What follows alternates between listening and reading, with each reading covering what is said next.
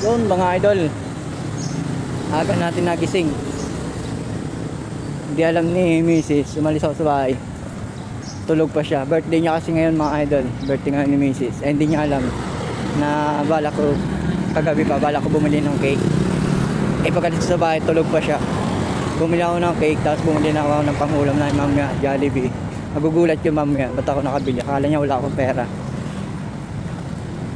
Tulog pa nung umalis ako dun eh. Yun, okay na, nakabili na ako mga idol. Panghanda niya mamaya. Dito na tayo sa bahay mga idol. Okay. Tulog pa kaya yun?